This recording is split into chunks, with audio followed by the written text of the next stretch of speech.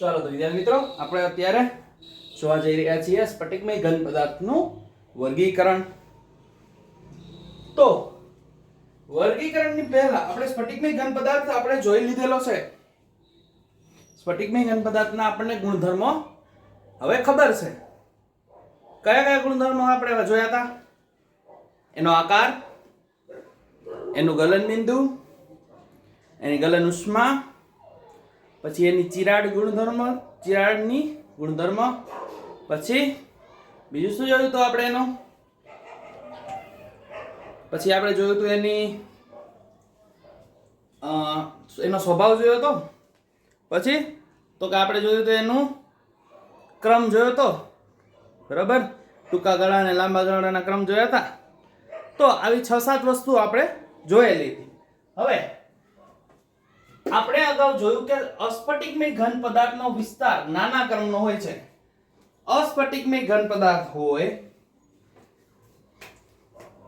આવો કોઈ અસ્ફટિકમય ઘન પદાર્થ હોય તો એનો વિસ્તાર કેવડો હોય?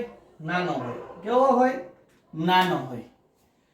ઘણા મોટા ભાગના ઘન પદાર્થો સ્વભાવે સ્ફટિકમય હોય છે, બરાબર. મોટા ઘન પદાર્થો હોય એ જનરલી કેવા હોય છે? સ્ફટિકમય હોય છે. એનું ઉદાહરણ આયન એટલે કે Fe, લોખંડ, કોપર, સિલ્વર જેવી ધાતુ તત્વો. આવા બધા ધાતુ તત્વો કેવા હોય છે? સ્ફટિકમય. સલ્ફર, ફોસ્ફરસ અને આયોડીન જેવા અધાતુ તત્વો પણ કેવા હોય છે? સ્ફટિકમય હોય છે, બરાબર છે.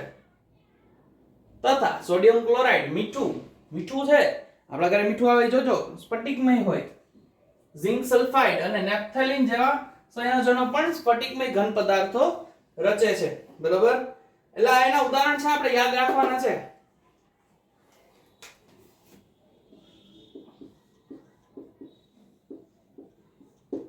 યાદ રાખવા, બરાબર છે. ચાલો, સ્ફટિકમય ઘન પદાર્થોને આપણે ઘણી રીતે વર્ગીકૃત કરી શકીએ છીએ. સ્ફટિકમય ઘન પદાર્થોને ઘણી રીતે આપણે વર્ગીકૃત કરી શકીએ. એમાંનું આપણે વર્ગીકરણ કોના આધારે કરવા જઈ રહ્યા છીએ? તો આપણે વર્ગીકરણ કરવા જઈ રહ્યા છીએ તેના આંતરઆણ્વીય બળોના આધારે. કોના આધારે? આંતરઆણ્વીય બળોના આધારે, બરાબર છે. તો આપણે તેમને આંતરઆણ્વીય બળોના આધારે વર્ગીકૃત કરીશું. આંતરઆણ્વીય બળોના આધારે 4 ભાગમાં વર્ગીકૃત કરી શકાય છે. કેટલા ભાગમાં? 4 ભાગમાં. આંતરઆણ્વીય બળો કેટલા છે? 4. વાન ડેર વાલ્સ ફોર્સ એટલે કે વાન ડેર વાલ્સ બળો, આયનીય બંધ, સહસંયોજક બંધ અને ધાત્વીય બંધ, બરાબર. આ 4 બળો આના ઉપર લાગે. હવે આ 4 બળો પરથી આપણે સ્ફટિકમય ઘન પદાર્થોનું વર્ગીકરણ આણ્વીય, આયનીય, સહસંયોજક અને ધાત્વીય આમ 4 રીતે કરી શકાય. કેટલી રીતે? 4 રીતે. આયનીય, સહસંયોજક, ધાત્વીય અને કયું રહી ગયું? ફરીથી આણ્વીય, આયનીય, સહસંયોજક અને ધાત્વીય. 4 રીતે. હવે આ 4 રીતે આપણે સ્ફટિકમય ઘન પદાર્થોનું વર્ગીકરણ કરવાના છીએ. એમાંનો પહેલો ભાગ છે એ છે આણ્વીય ઘન પદાર્થ. શું છે? આણ્વીય ઘન પદાર્થ. અણુઓ તેના ઘટક કણો છે, બરાબર. આણ્વીય ઘન પદાર્થના ઘટક કણો કોણ છે? અણુઓ છે. કોણ છે? અણુ. પરમાણુમાંથી અણુ બને કે અણુમાંથી પરમાણુ બને? આવું મેં શીખવાડ્યું હતું કે 4 અક્ષરનો શબ્દ, 4 શબ્દોનો એક અક્ષર બને. પરમાણુ, નામ મોટું કામ નાનું. અણુ, 2 શબ્દનો એક અક્ષર, નામ નાનું કામ મોટું. પરમાણુઓમાંથી અણુ બનશે એટલે અહીંયા કોણ છે? અણુઓ તેના ઘટક કણો છે. તેના મુખ્ય 3 ભાગમાં ઉપવિભાજિત કરી શકાય. એટલે આણ્વીય ઘન પદાર્થને પણ એના 3 ભાગમાં વિભાજિત કરી શકાય. કેટલા ભાગમાં? 3 ભાગમાં વિભાજિત કરી શકાય. ચાલો, એનો પહેલો ભાગ છે અધ્રુવીય આણ્વીય ઘન પદાર્થો. શું છે? અધ્રુવીય આણ્વીય ઘન પદાર્થો.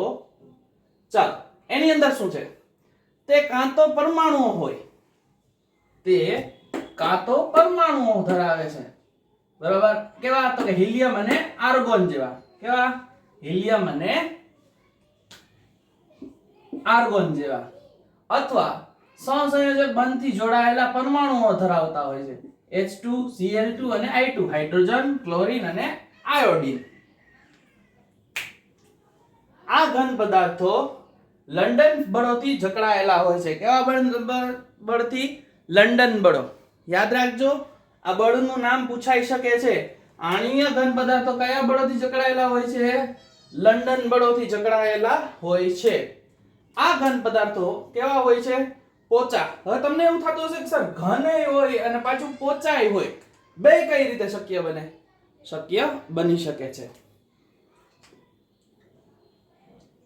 એવી ધાતુ છે, બરાબર, એવી ધાતુ છે કે જેને આપણે છરી વડે કાપી શકીએ છીએ. તમે વિચાર કરતા હશો સર એવું તો વળી કઈ ધાતુ હશે કે જેને છરીથી કાપી શકાય? તો કે સોડિયમ ધાતુ છે ને, સોડિયમ, એને તમે છરીથી કાપી શકો. કોનાથી? છરીથી. અને તમે છરીથી કાપો ને એટલે એની અંદરની જે સપાટી હોય ને એકદમ ચમકતી હોય. કેવી હોય? એકદમ ચમકતી હોય. એટલે સોડિયમ ધાતુને આપણે કાપી શકીએ છીએ. એટલે ઘન પદાર્થ છે, સોડિયમ ધાતુ છે, તોય છતાં કેવી છે? પોચી છે. વિદ્યુતના અવાહક હોય છે. વિદ્યુતના કેવા હોય? અવાહક. આમાંથી વિદ્યુતનો પ્રવાહ પસાર થઈ શકતો નથી. નીચા ગલનબિંદુ વાળા હોય, એના ગલનબિંદુ કેવા હશે? નીચા. અને ઓરડાના તાપમાને અને દબાણે પ્રવાહી અથવા વાયુ અવસ્થામાં હોય છે. ઓરડાના તાપમાને કેવા હશે? તો કે ઓરડાના તાપમાને અને દબાણે પ્રવાહી અથવા વાયુ અવસ્થામાં હશે. કેવા અવસ્થામાં હશે? વાયુ અવસ્થામાં. તમે જનરલી જો હિલિયમ, આર્ગોન કેમાં હોય? વાયુમાં હોય. H2Cl2 શેમાં હોય? તો કે H2 અને Cl2 પણ વાયુ સ્વરૂપે હોય. આયોડીન છે જનરલી એ ઘન પદાર્થ છે, એટલે સોલિડમાં હશે, ઘનમાં હશે, પણ જેવો એને હવામાં ખુલ્લો મૂકો ને એટલે એ પ્રવાહી સ્વરૂપમાં ફેરવાઈ જાય છે. બરાબર છે. ચાલો એના પછી આપણે જોવા જઈ રહ્યા છીએ ધ્રુવીય આણ્વીય ઘન પદાર્થ. ઓલું કેવું હતું? અધ્રુવીય. હવે આ કેવું છે? ધ્રુવીય. એના ઉદાહરણ કયા છે? તો કે HCl કે જેને કહેવાય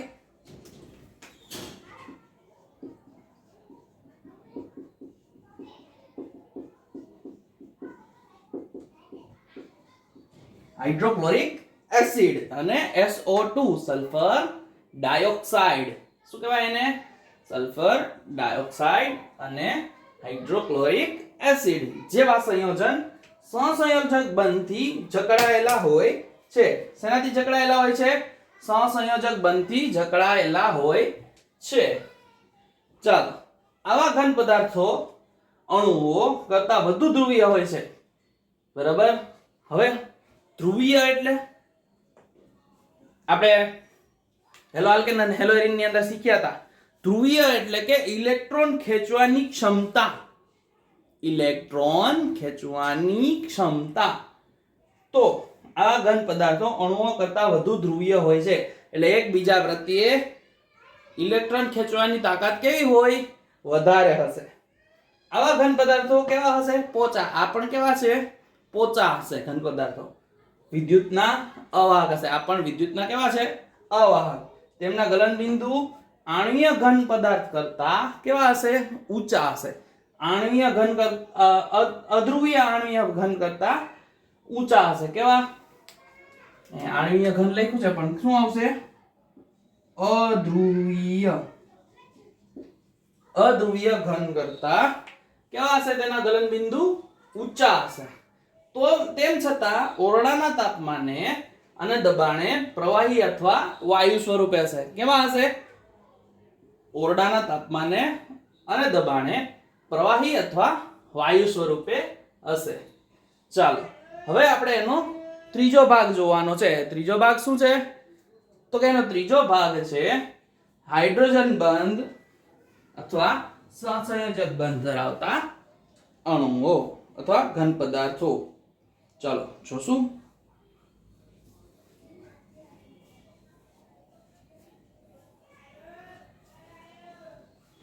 ઘૂસી નાખીએ.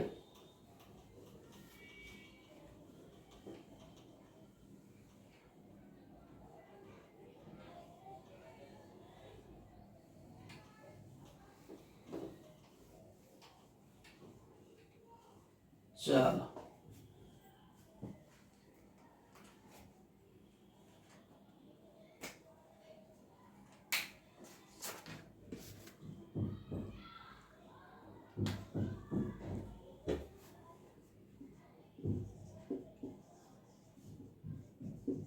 હાઇડ્રોજન બંધિત ઘન પદાર્થો.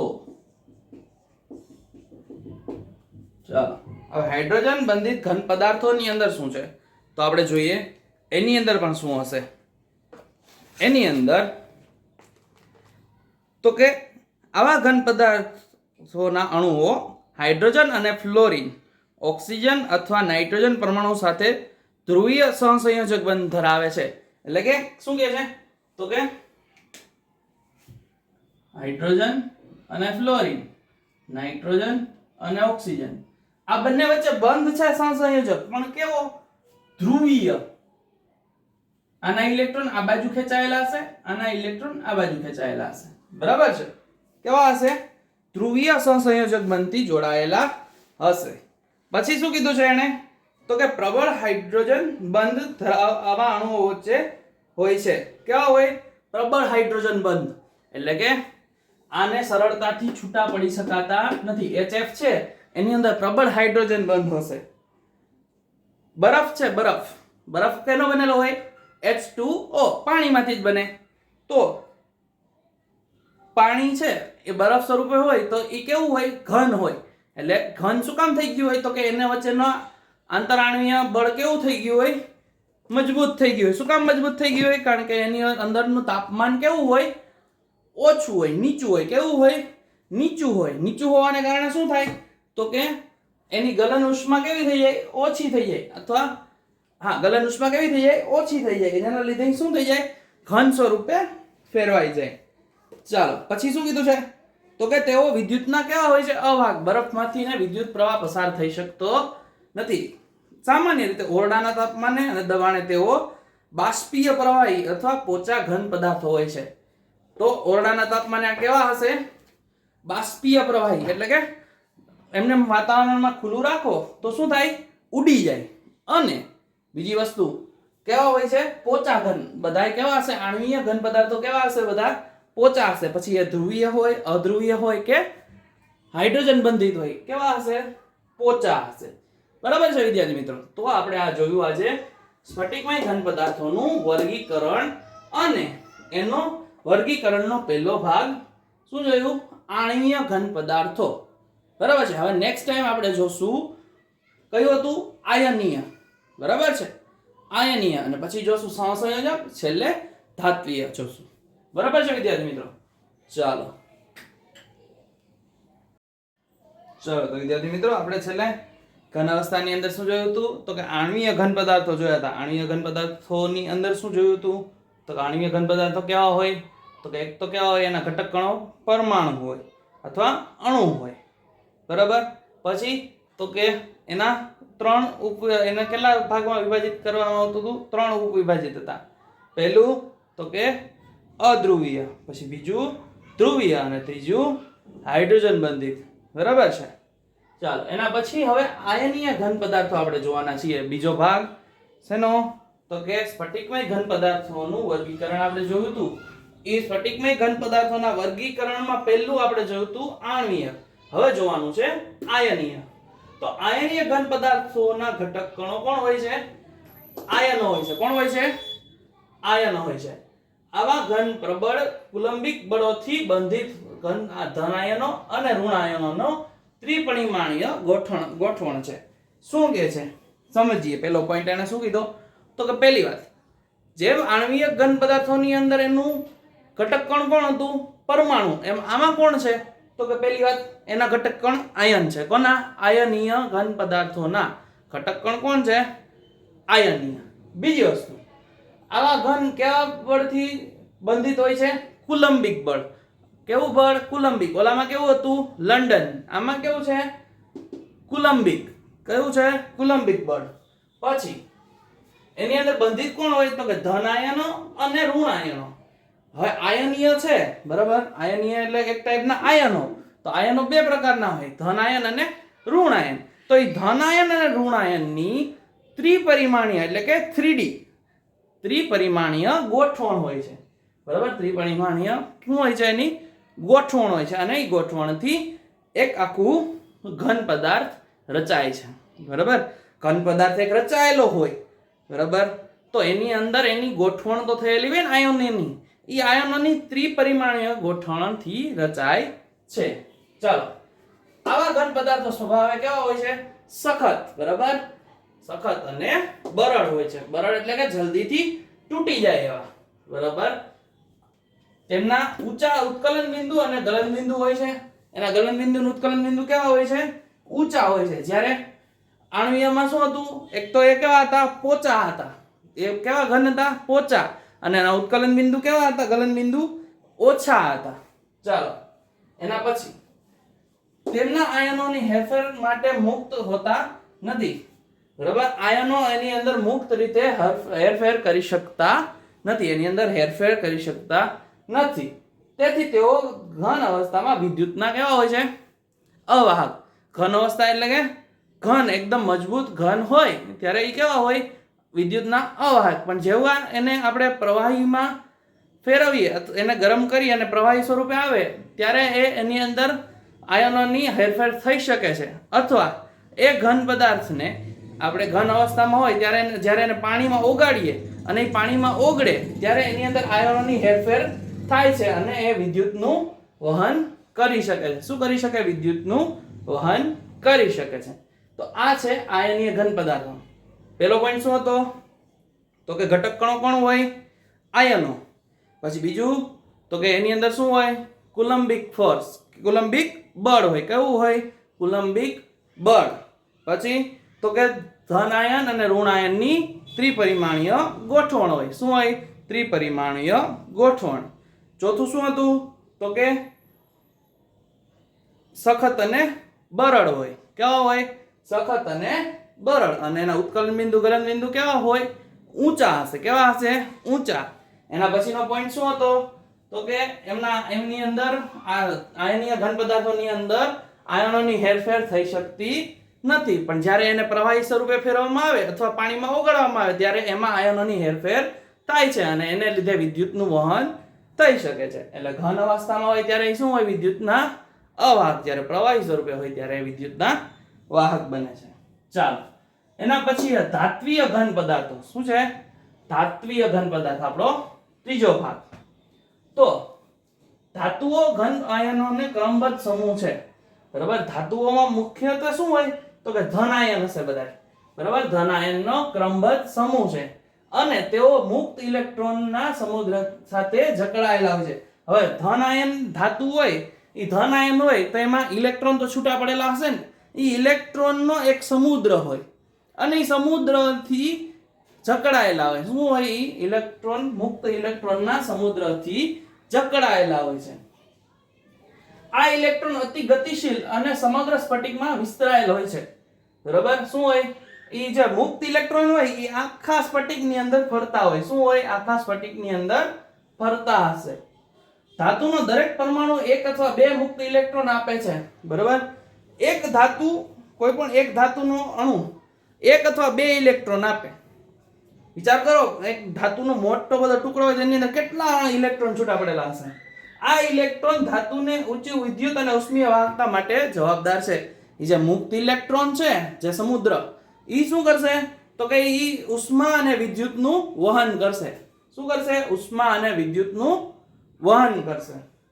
જ્યારે વિદ્યુત પ્રવાહ પસાર કરવામાં આવે છે ત્યારે ધન આયનોની જાળીદાર રચનામાં તે વહે છે. જ્યારે વિદ્યુત પ્રવાહ પસાર કરવામાં આવે ત્યારે ધન આયનની જે જાળીદાર રચના છે, બરાબર, એ જાળીદાર રચનાની અંદર એ મુક્ત ઇલેક્ટ્રોન શું કરે છે? વહન કરે છે. અને આવી રીતે ઉષ્માનું વહન એક છેડાથી બીજા છેડા તરફ થાય. હું એક છેડે ઉષ્મા આપું અને આપણને બીજા છેડે, આપણે ઘણીવાર એવા નાના હતા ત્યારે પ્રયોગ જોયેલો છે કે ધાતુના એક સળિયા ઉપર આપણે ટાંચણીઓને મીણબત્તીના મીણથી ચોંટાડેલી હતી. હું ધાતુના એક છેડે ગરમી આપું છું, ઉષ્મા આપું છું, તો એ જે ધાતુના સળિયા ઉપર જે મીણબત્તીના મીણથી જે ટાંચણીઓ ચોંટાડેલી છે એ ધીમે ધીમે કરતા નીકળી જાય છે. એનું કારણ શું છે? તો કે ઉષ્માનું વહન થાય છે. એની અંદર શું થાય, ઉષ્માનું વહન થશે અને એ ઉષ્માના વહનને લીધે મીણ છે એ ઓગળી જશે અને ટાંચણી નીચે પડી જશે. એટલે ઉષ્માનું વહન એક છેડેથી બીજા છેડે કોના લીધે થાય છે, તો કે આ મુક્ત ઇલેક્ટ્રોનના લીધે થાય છે. બરાબર છે. ધાતુની બીજી લાક્ષણિકતા તેનો ચળકાટ અને તેનો રંગ છે અને તેમાં રહેલા મુક્ત ઇલેક્ટ્રોન પર રહેલો છે. શેના ઉપર છે, તો ધાતુની બીજી લાક્ષણિકતા કઈ છે, એક તો એનો ચળકાટ. બરાબર, ધાતુ કેવી હોય, ચળકાટ ધરાવતી હોય અને તેનો રંગ તેમાં રહેલા મુક્ત ઇલેક્ટ્રોન પર રહેલો છે. એનો રંગ કોના ઉપર રહેલો છે, મુક્ત ઇલેક્ટ્રોન પર. અને ધાતુ ખૂબ જ ટીપનીય, એટલે કે આપણે એને ટીપી અને એના નોખા નોખા ઓજાર બનાવી શકીએ છીએ અને તન્ય એટલે કે આમ ખેંચી અને એમાંથી વાયર બનાવી શકીએ છીએ. આપણે નાના નાના કોપરના, પછી લોખંડના, એલ્યુમિનિયમના તાર જોઈએ છે. એ તાર કઈ રીતે બનાવે, તો કે ધાતુને ખેંચીને એના તાર બનાવેલા હોય અને ટીપીને એમાંથી હથિયારો અથવા ઓજારો બનાવેલા હોય છે. બરાબર, તો આ છે ધાત્વિય ઘન પદાર્થો. હવે આપણે નેક્સ્ટ જોવાના છીએ સહસંયોજક અથવા જાળીદાર ઘન પદાર્થો. ચાલો, તો વિદ્યાર્થી મિત્રો આપણે છેલ્લે શું જોયું હતું, તો કે છેલ્લે આપણે જોયું હતું ધાત્વિય ઘન પદાર્થો અને આયનીય ઘન પદાર્થો, બે જોયા હતા. હવે આજે જોવાનું છે સહસંયોજક અને જાળીદાર ઘન પદાર્થો. ચાલો, સહસંયોજક એટલે આપણને ખબર છે કે કઈ રીતે જોડાયેલું છે, તો કે ભાગીદારીથી. કોના ભાગીદારીથી, તો કે ઇલેક્ટ્રોનની ભાગીદારીથી બંધ બનાવેલો હશે અને એ બંધ કેવો હોય, એકદમ મજબૂત હોય. ચાલો, તો અધાતુઓના સ્ફટિકમય ઘન પદાર્થો ને વિશાળ પ્રકારના સ્ફટિકમાં સમગ્રપણે નજીકના પરમાણુઓ વચ્ચે સહસંયોજક બંધની રચનાથી પરિણમે છે. અધાતુનું એક સ્ફટિક છે, એની બાજુમાં બીજું રાખું, ત્રીજું રાખું, ચોથું રાખું, પાંચમું રાખું, છઠ્ઠું રાખું, એમ લાઈન કરું. પછી આમ આખી લાઈન કરું અને એક આખું આમ સ્તર બનાવું. બરાબર, એક આખું આમ સ્તર બનાવું. તો ઈ જે બધાય છે એ નજીકના પરમાણુઓ વચ્ચે શું બને, સહસંયોજક બંધ. શું બને, સહસંયોજક બંધ. અને એનાથી શું બને, આખો એક મોટો સ્ફટિક બને. શું બને, મોટો સ્ફટિક બને. તેઓને બૃહદ અણુ કહેવામાં આવે છે. બૃહદ એટલે એને આપણે ગુજરાતીમાં કહીએ તો બૃહદને મોટું કહેવાય. શું કહેવાય, મોટું. મોટો અણુ બનાવે. શું બનાવે, મોટો ઘન પદાર્થ અથવા મોટો અણુ કહેવાય. સહસંયોજક બંધ પ્રબળ હોય છે. આપણે કીધું એમ એનો બંધ કેવો હોય, સહસંયોજક બંધ એકદમ મજબૂત હશે, એટલે પ્રબળ હોય છે અને સ્વભાવે દિશામય હોય છે. એટલે કે કેવો હોય, દિશામય એટલે કે કદાચ આપણે એમ કહી શકાય કે ધ્રુવીય હોય. કેવો, ધ્રુવીય. આથી પરમાણુઓ તેમના સ્થાનમાં ખૂબ જ પ્રબળતાથી જકડાયેલા રહે છે. એટલે પરમાણુ જે જગ્યાએ જોડાયેલો હશે, બરાબર, જે જગ્યાએ સ્તરમાં હશે ત્યાં જ રહેશે, ત્યાંથી ને હલશે નહીં. આવા ઘન પદાર્થો સખત અને બરડ હોય છે. કેવા હોય છે, આવા ઘન પદાર્થો સખત અને બરડ હોય. સખત એટલે એકદમ કઠણ હોય અને બરડ એટલે કે સરળતાથી તૂટી જાય એવા. તેમને ખૂબ જ ઊંચા ગલન બિંદુ હોય છે. ગલન બિંદુ કેવા હશે, એકદમ ઊંચા અને ગલન પામતા પહેલા જ વિઘટિત થઈ જાય. શું થઈ જાય, વિઘટન પામી શકે છે. એટલે કે જે અણુ હોય, જે એક આમ સ્તર રખવું હોય, બરાબર, એક મોટો સ્ફટિક હોય, એને હું ગરમ કરવા મૂકું તો ઈ પીગળે. બરાબર, ઈ પીગળે એ પહેલા શું થઈ જાય, એનું વિઘટન થઈ જતું હોય, એટલે વિઘટન પામી શકે છે. તેઓ વીજ અવરોધક હોય છે. વીજના કેવા હોય છે, અવરોધક. એટલે વીજમાંથી વિદ્યુત પ્રવાહ પસાર થતો નથી અને વિદ્યુત પ્રવાહ પસાર કરતો નથી. બરાબર છે, વીજ અવરોધક એટલે કે વીજળી એમાંથી સરળતાથી પસાર થઈ શકતી નથી. હીરો અને સિલિકોન કાર્બાઇડ આવા ઘનના વિશિષ્ટ ઉદાહરણ છે. કોણ, હીરો અને સિલિકોન કાર્બાઇડ. હીરો એટલે ડાયમંડ ની વાત કરે છે. હીરો એટલે ફિલ્મના હીરો નહીં, ડાયમંડ ની વાત કરે છે. Diamond, hero. બરાબર, એનું ઉદાહરણ છે. તેમ છતાં ગ્રેફાઇટ પણ આ પ્રકારના સ્ફટિકમય વર્ગમાં સમાવેશ છે. ગ્રેફાઇટ પણ આમાં આવી શકે, પણ ગ્રેફાઇટ કેવું છે, પોચું છે. કેવું છે, પોચું. આ કેવા હોય, સખત. આ કેવું હોય, પોચું. અને વિદ્યુતનું શું વાહક છે. તમે એક વસ્તુ જોશો, કાર્બનની રચનાઓ તમે જુઓ. હીરો કાર્બનમાંથી બને, પણ દુનિયા આખા વિશ્વનો સૌથી સખતમાં સખત વસ્તુ હીરો છે, ડાયમંડ. અને ગ્રેફાઇટ કાર્બનમાંથી જ બને છે, પણ તો ઈ પોચું છે. બરાબર છે. અને વિદ્યુતનું કેવું હોય? ગ્રેફાઇટ વિદ્યુતનું સુવાહક છે. ચાલો, સમજાણું અહીંયા સુધી? તેના અપવાદરૂપ ગુણધર્મો અને વિશિષ્ટ રચનાને લીધે આ બધું થાય છે. ગ્રેફાઇટ પોચું છે અને વિદ્યુતનું સુવાહક શું કામ છે? તો કે એની વિશિષ્ટ રચના અને એના અપવાદરૂપ ગુણધર્મો છે એટલા લીધે. કાર્બન પરમાણુ એકબીજા સાથે ગોઠવાયેલા હોય છે. હવે સ્તરમાં ગોઠવાયેલા હશે કાર્બન પરમાણુ. આપણે ગ્રેફાઇટની વાત કરી રહ્યા છીએ. એક સ્તરમાં ગોઠવાયેલા હશે. એક સ્તરના બીજા 3 કાર્બન પરમાણુઓ સાથે સહસંયોજક બંધી સંકળાયેલો હશે. એટલે આવું કહે છે.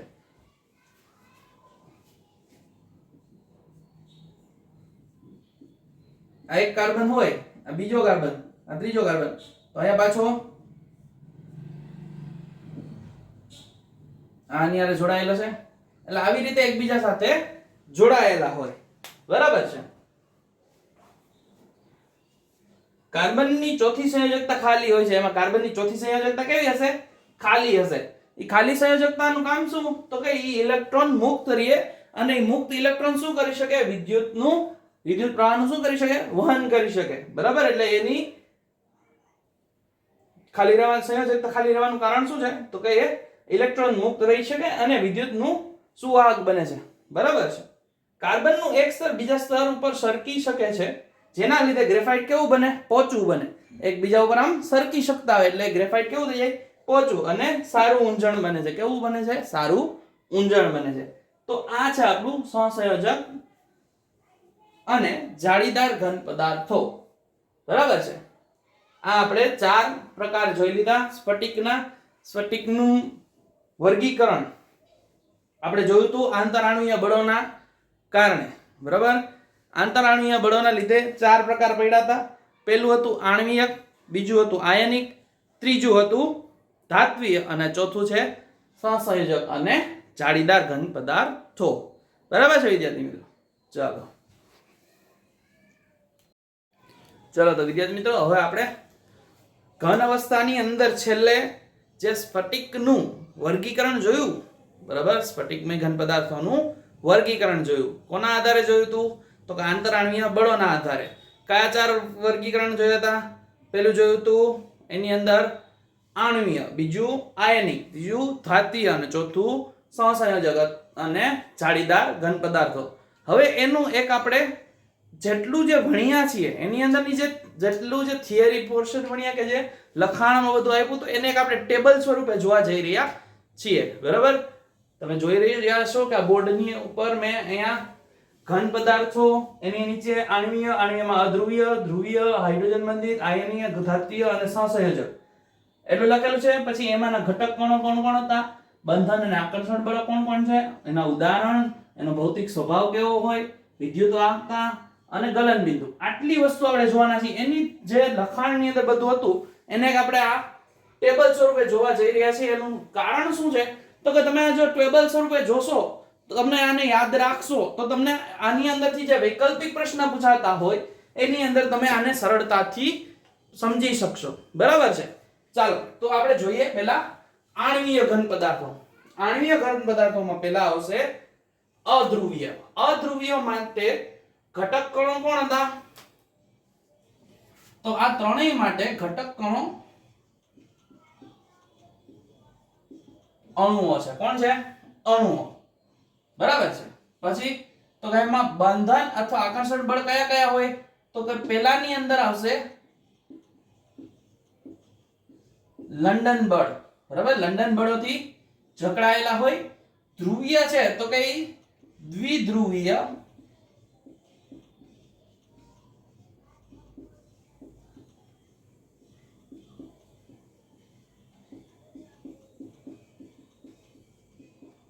બે દ્વિધ્રુવીય એટલે કે ધનાયન અને ઋણાયન થી જકડાયેલા હશે. અને હાઇડ્રોજન બંધિત છે એ હાઇડ્રોજન બળથી, હાઇડ્રોજન બંધથી.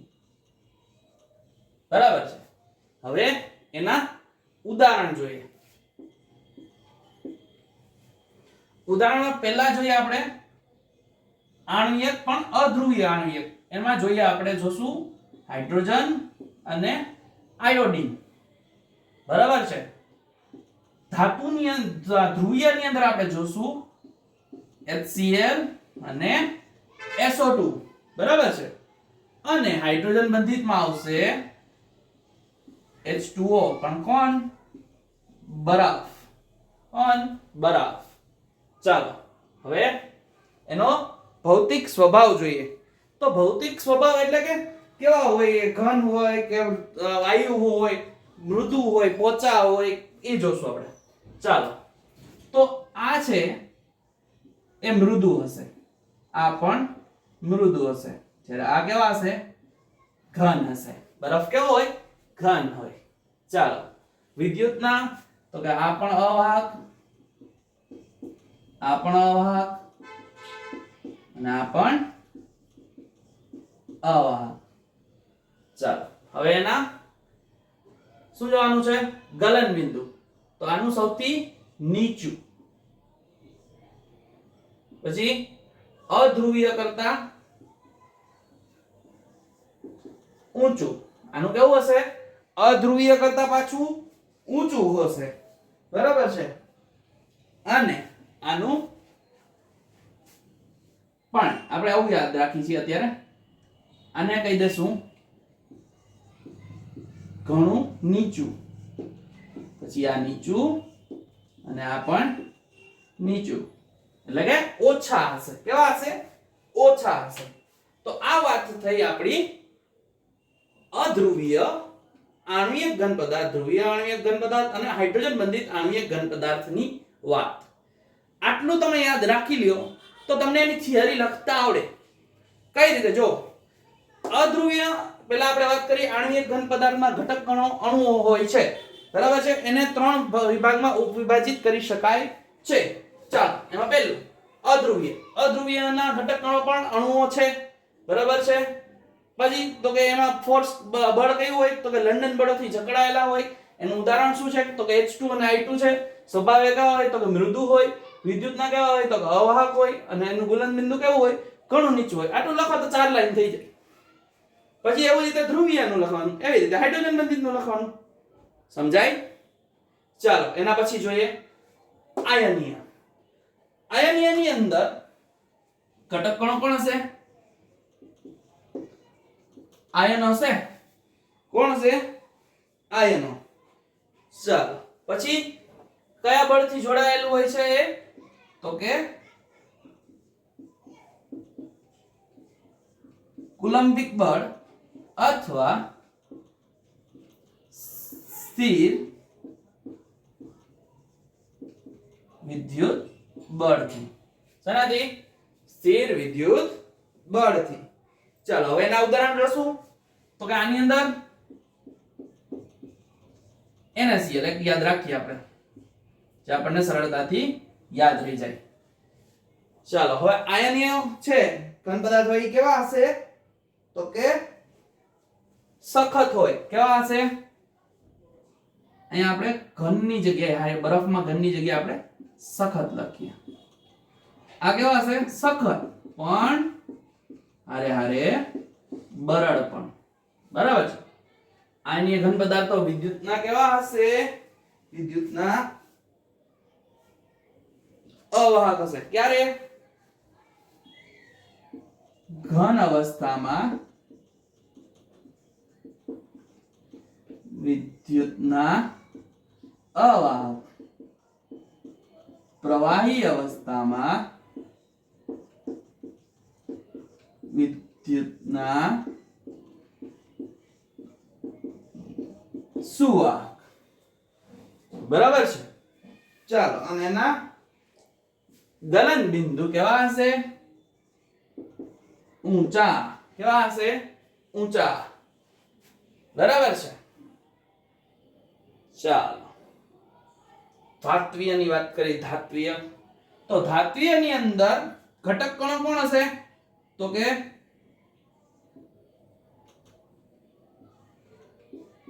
બિનસ્થાપિત ઇલેક્ટ્રોન ના સમુદ્રમાં રહેલા ધન આયનો, બરાબર છે. ચાલો, હવે ધાત્વિય બળો છે એની અંદર કયું બળ લાગશે? તો કે કયું બંધ હશે? ધાત્વિય બંધ હશે. એમાં કઈ બીજું બળ લાગશે નહીં. એનું ઉદાહરણ તો કે કોઈ પણ ધાતુ લઈ શકાય આમાં તો ધાત્વિય બંધની અંદર, બરાબર છે. લોખંડ, કોપર, ચાંદી. ચાલો, આ કેવા હશે? હવે સખત હશે.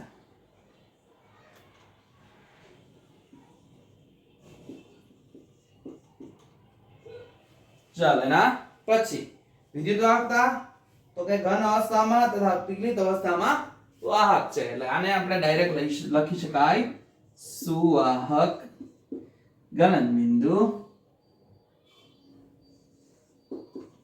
ઊંચા. પણ કેવા ઊંચા? તો કે પ્રમાણમાં ઊંચા. કેવા? પ્રમાણમાં ઊંચા,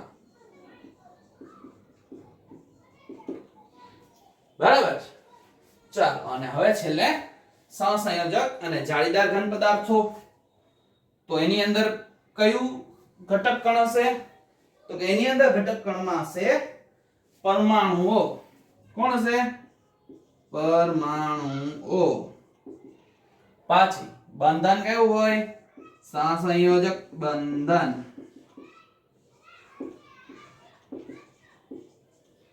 ચાલો, ઉદાહરણ તો ઉદાહરણમાં લખો હીરો, ગ્રેફાઇટ,